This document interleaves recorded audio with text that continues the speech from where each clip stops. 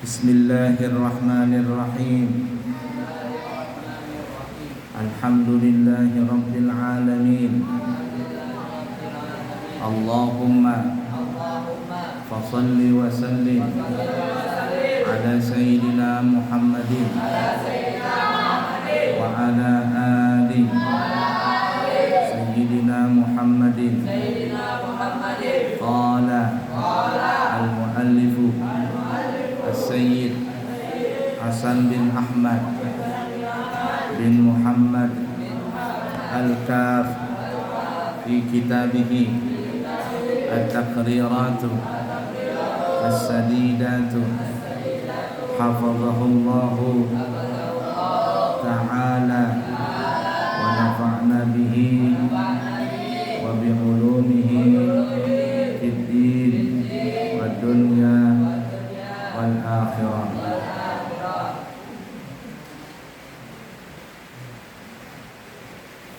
Amin. Bab yang ketiga, kesunahan saat membasuh kedua tangan. Ingatin caranya gimana? 1. Memulai membasuh kedua tangan.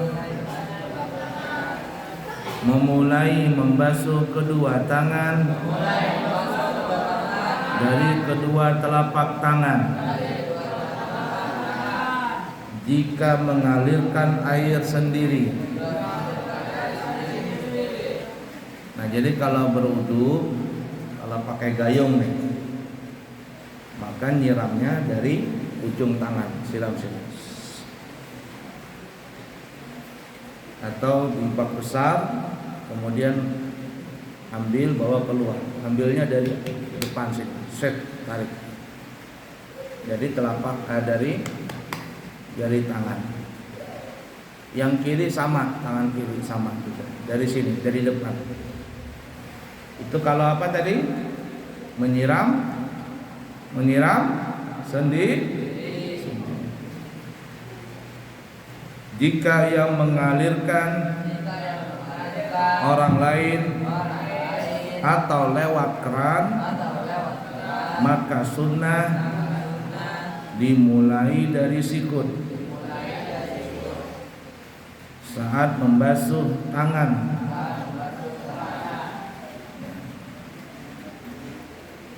Pendapat ini menurut Imam Romli. Sedangkan menurut Imam Ibnu Hajar secara mutlak disunahkan memulai dengan jari-jari pada kedua tangan dan kedua kaki. Perhatikan ini. Kalau Imam Romli itu membedakan. Kalau membasuh dengan sendiri, yakni menyiram dengan tangan sendiri, itu dimulai dari ujung jari. Dimulai dari nanti sama dengan kaki, dimulai dari jari kaki.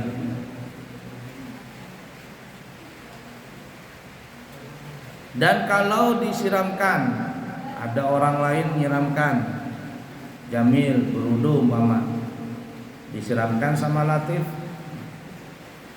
ya, siramkan sama kakaknya, Jamil wudu. Nah, maka kata Imam Romli, memulainya menyiram dari mana? Dari situ. Termasuk memakai keran. Ini pendapat siapa? Imam Romli. Tapi adapun pendapatnya Imam Ibnu Hajar, mau disiramkan atau siram sendiri, pakai keran atau tidak pakai keran, maka kata Imam Ibnu Hajar tetap dimulai menyiramnya dari mana? Dari jari.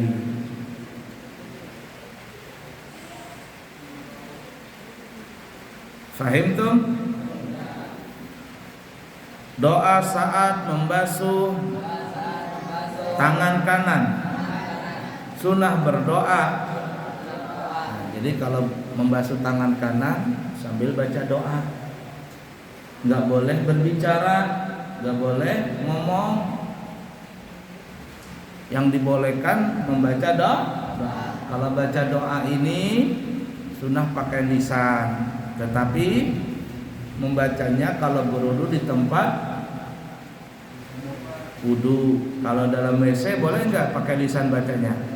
Tidak boleh. Apa doanya membasuh tangan kanan? Allahumma a'tini kitabi biyamini wa adkhilni al-jannata bighairi hisab. Allahumma a'tini kitabi biyamini wa adkhilni al-jannata bighairi hisab. Allahumma ya Allah a'tini berikanlah kitabi buku catatan amalku biyamini dengan tangan kananku wa adkhilni dan masukkanlah aku al jannata ke surga bi ghairi hisab tanpa dihisab. Basuh tangan kanan sambil baca itu. Siapa yang mengamalkan doa ini ketika membasuh tangan kanan pada saat berwudu, nanti ketika bagi rapot di akhirat, nah, dibagikan. Orang yang mengamalkan doa ini, dia akan menerima rapot tadi dengan tangan kanan. Ini catatan amal kamu. Si fulan salat, si fulan tidak salat, si fulan belajar, si fulan berzina, si fulan puasa, si fulan mabok-mabokan, si fulan berumrah, si fulan mencuri. Itu tertulis semuanya di dalam kitab catatan amal itu. Dibagikan semuanya nanti. Kayak kamu juga sekolah di sini bagi rapor. Tapi bagaimana bentuknya wallahu a'lam, hanya Allah yang Maha tahu. Kalau ada orang berbuat dosa di dunia tapi belum taubat sampai mati, maka catatan merah itu nggak pernah terhapus. Nah, orang itu banyak berbuat dosa, taubatnya nanti, masih muda. Tak, Allah mencabut nyawanya langsung dadak-dadakan. Akhirnya mati dalam kondisi yang tidak baik. Na'udzubillahi min. Tapi kalau bertobat lalu beramal saleh yang banyak, ikhlas karena Allah Ta'ala, catatan kebaikannya banyak nanti. Allah berikan kepada orang itu di akhirat nanti, dia terima pakai tangan kanan. Pakai tangan kanan.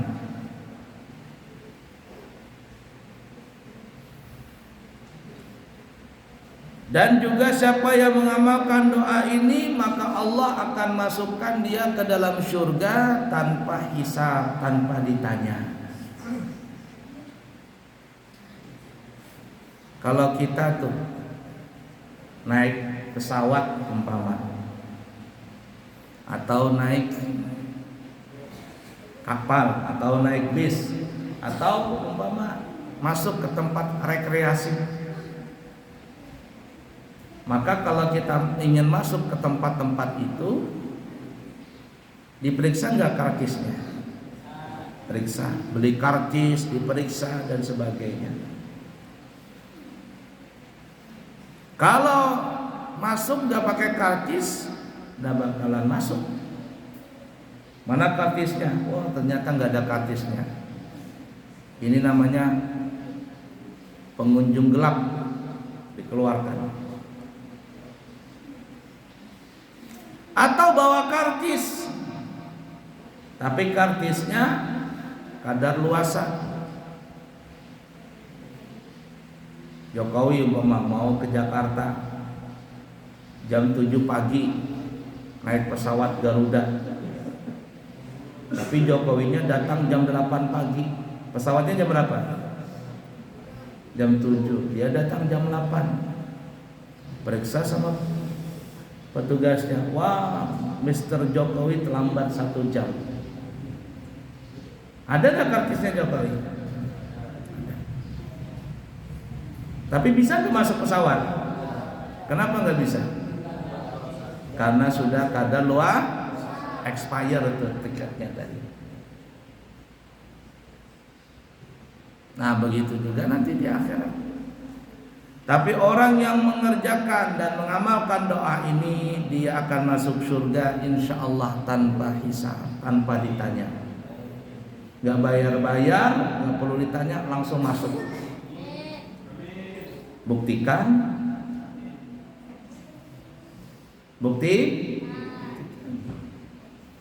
Jangan amin-amin saja, buktikan.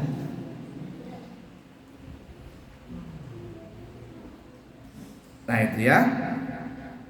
Orang yang mendapatkan catatan amal itu nanti di akhirat terbagi menjadi 3. Ada orang yang menerima catatan amal itu pakai tangan kanan. Pasti nih orang selamat surga. Pasti surga itu. Yang kedua, orang yang mendapatkan catatan amal itu pakai tangan kiri. Nah ini neraka dulu. Mampir neraka dulu. Kalau habis masa tahanannya baru keluar dari surga, baru keluar dari neraka, maksudnya masuk surga.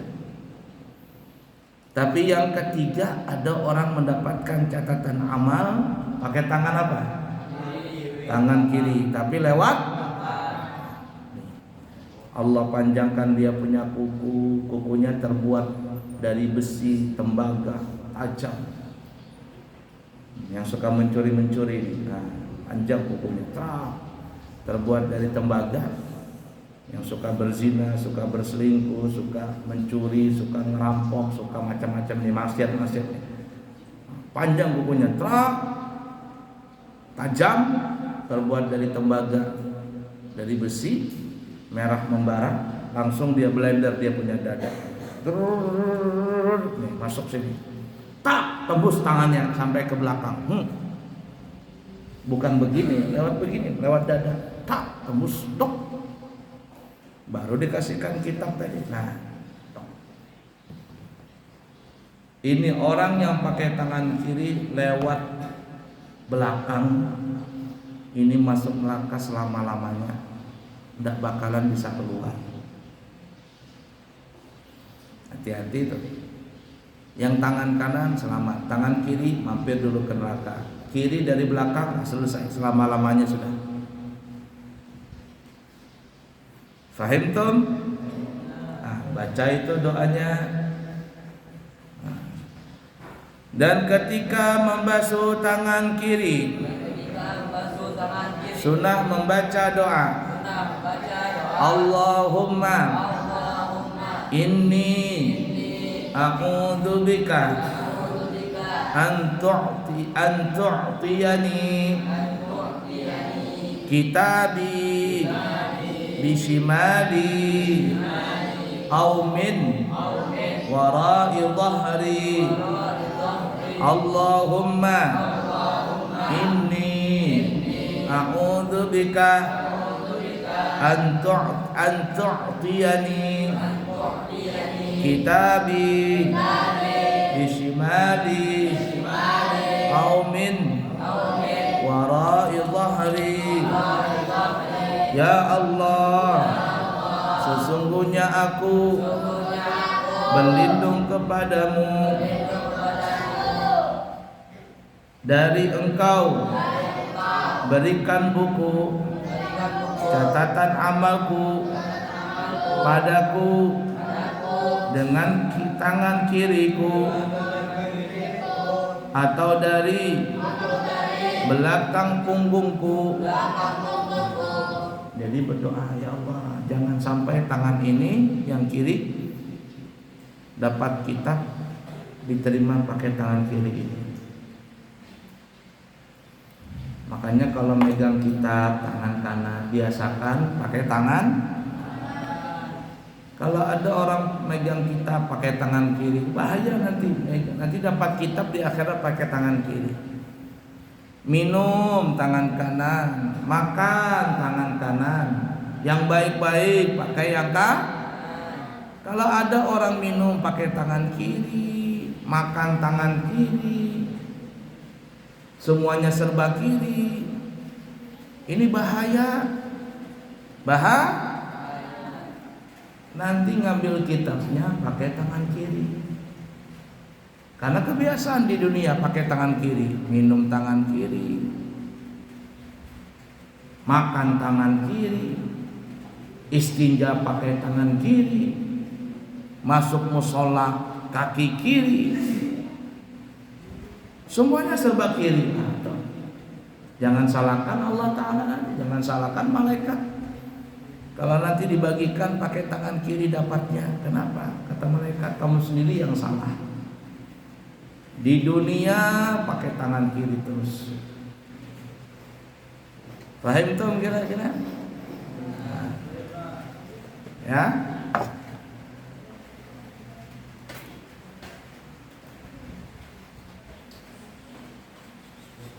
Yang kedua, at-tayammun, yaitu membasuh bagian kanan terlebih dahulu, kemudian bagian kiri. Jadi tangan kanan duluan, baru tangan kiri. Selesaikan 3 kali, 1, 2, 3, baru kiri, 1, 2. Jangan selang-seling 1, 1, 2, 2, 3, 3, jangan. Apalagi kiri duluan, bahaya. Kalau ada orang suka mengiri, semuanya serba kiri, nah itu nanti bahayanya. Dapat catatan pakai tangan ngeri. Jadi jangan salahkan siapa-siapa, kamu salah sendiri. Sudah diajari pakai tangan kanan, tapi tetap tangan kiri. Burung saja tuh diajarin, pintar dia. Kalau manusia itu diajarin nggak pintar-pintar, kan aneh. Burung lah diajarin bacaan la ilaha illallah, bisa dia ngucapin la ilaha illallah.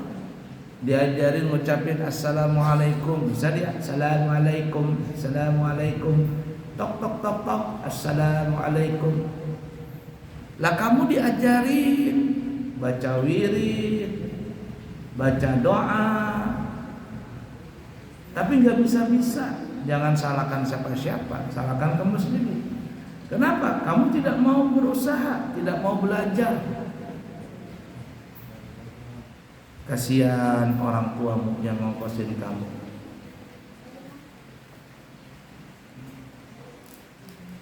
Nah, apalagi pakai tangan kiri. Bahaya ya. Jadi jangan biasakan tangan kiri. Nanti dapat rapot pakai tangan. Yang ketiga, menggosok-gosok. Nah, gosok-gosok basuh tangan. Ya, gosok. Ambil, gosok. Sampai kemana? Sampai ke ketiak sini. Nah, gosok. Tangan kiri juga gitu. Jangan basuh cik cik cik cik cik cik cik. Jangan. Tapi dianjurkan digosok. Yang keempat, menyelah-nyelahi jari tangan dengan cara apapun. Namun yang paling utama adalah dengan cara at-tashbik, yaitu meletakkan jari salah satu tangan pada sela-sela jari tangan yang satunya. Sebenarnya menyelat-nyelat ini terserah, mau begini kah, mau begini kah. Tapi yang tasbih begini caranya. Besok, nah gini. Atau begini, nah ditumpang. Atau begini. Nah. Kalau kita datang ke puskesmas atau ke rumah sakit, di situ disebutkan cara mencuci tangan. 5 cara. 1, 2, ya, 3, 4,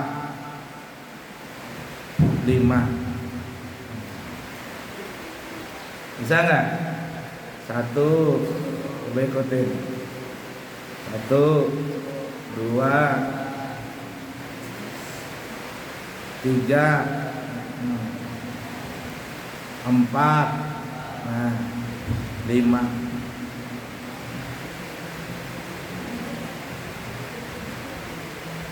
Sebelum dokter-dokter itu mengajarkan tentang cara mencuci tangan, Islam sudah dahulu mengajarkannya. Terutama pada saat itu 5 kali dalam sehari. Kalau mau sholat berwudu terus, kalau dia berwudu terus 5 kali dia dalam sehari cuci tangan. Jadi kalau ada orang berwudu nih caranya benar, maka orang tersebut pasti bersih, tidak jorok, pasti bersih. Fahim tom? Yang kelima, meratakan basuhan hingga ke 1/4 lengan atas, dan yang paling sempurna hingga sampai pundak. Nah, nih sini, lebihkan sampai ke tengah sini. 1/4, 1, 2, 3, 4. 1, 2, 3, 4. Nah, berarti sampai di sini. Nah, nih sampai setengah lengan otot. Yang paling afdal sampai pundak ketek. Nah, dibasuh. Gurril muhajjalain. Jangan ketik. Di sini nggak basah, nggak sah sholatnya. Itu susah dinasehatin. Masuk telinga kanan, keluar telinga kanan. Kenapa? Mungkin cara wudunya salah, cara makan minumnya salah. Kan minum itu dianjurkan berapa kali minum? 3 nafas. Terus bismillahirrahmanirrahim, tuh berhenti alhamdulillah. Bismillahirrahmanirrahim, tuh minum. Terus alhamdulillah. Bismillahirrahmanirrahim, tuh alhamdulillah. 3 kali. Siapa yang mengamalkan itu, maka Allah akan tanamkan di hatinya benci dengan maksiat. Dia jorok. Dia akan merasa jijik, dia merasa jorok dengan orang yang berbuat zina atau dia yang berbuat zina. Dia akan jijik dengan pacaran, dia akan jijik dengan zina, dia akan jijik dengan narkoba, dia akan jijik dengan mabok-mabokan, dia akan jijik dengan bentuk kemaksiatan. Itu salah satu cara untuk menjaga jasmani rohani kita, untuk terhindar dari maksiat. Tapi ingatkan, kalau kamu minum masih pakai tangan kiri, kalau kamu minum masih pakai tangan kiri, sambil berdiri, nggak baca bismillah, apalagi setelah itu sampahnya dibuang, Sampai meninggal kamu tetap saja nggak ada rasa jijik dengan maksiat. Ya tadi masih saja berbuat maksiat, masih suka pacaran, masih ada suka berzina, masih suka mencuri, masih suka berkata kotor, masih suka berbuat maksiat. Kenapa? Cara minumnya salah. Nabi ngajarkan cara minum yang benar. Kalau cara minumnya salah, cara minum kayak binatang. Coba kalau binatang minum, ada nggak dia bernapas? Makanya binatang kalau dia minum seperti itu wajar saja. Kalau binatang selalu berbuat salah. Kita ini bukan binatang, kita manusia. Dikasih tahu caranya sama Nabi. Fahimtum? Yang keenam, menggerak-gerakkan cincin yang tanpa digerakkan tidak menghalangi masuknya air ke kulit di bawahnya. Jika cincin dapat menghalangi masuknya air ke kulit di bawahnya, maka wajib untuk digerak-gerakkan. Ada orang pakai cincin, ketika dia berwudu nggak mau dilepasnya,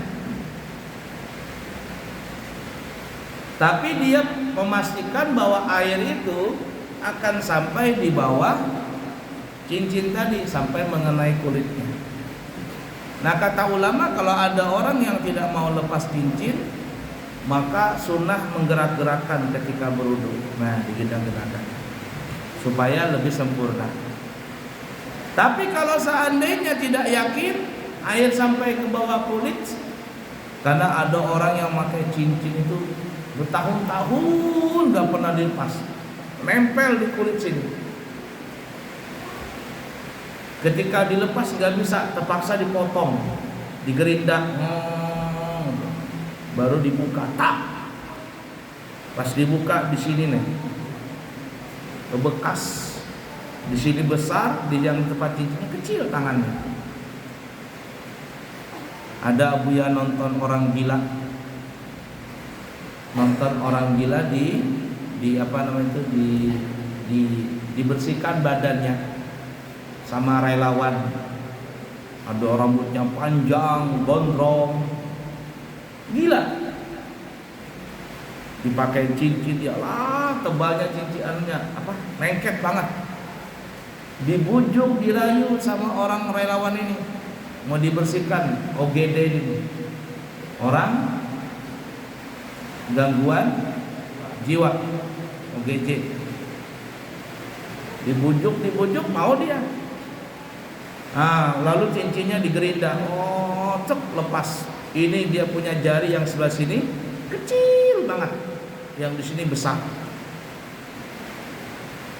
Nah, kalau ada orang pakai cincin terlalu rapat cincinnya, yang sekira-kira air itu tidak sampai ke bawah kulit, maka kata ulama, menggerak-gerakkan cincin ini bukan lagi hukumnya sunnah, tapi hukumnya menjadi wajib. Gerak-gerak wajib supaya air masuk sampai ke kulit jari. Paham Tom? Yang ketujuh, terus menerus mualah antara membasuh wajah dan membasuh tangan. Jadi kalau ada orang berwudu setelah membasuh wajah, langsung mubasyaratan, langsung dia membasuh tangan. Jangan umpama Jokowi berwudu basuh wajah di bawah sana, di kamar mandi bawah. Habis itu nggak langsung pakai baju sampai kering air wudunya di muka, lalu nyambung lagi membasuh tangan di mana? Di depan kewuduan sini. Itu namanya bukan mualah. nggak boleh, makruh wudu seperti itu. Jadi langsung setelah wajah langsung tangan, setelah tangan langsung kepala, setelah kepala telinga, kaki. Sebelum kering basuhan pertama langsung membasuh basuhan yang berikutnya. Itu namanya mualah. Apa arti mualah? Berturut-turut, terus menerus. Sebelum, bagaimana standarnya mualah itu? Sebelum anggota yang dibasuh kering, sudah dibasuh anggota yang berikutnya. Wajah, sebelum kering wajah langsung tangan. Tangan sebelum kering langsung kepala. Sebelum kepala kering langsung telinga. Sebelum telinga kering langsung kaki. Itu yang disebut namanya mualah.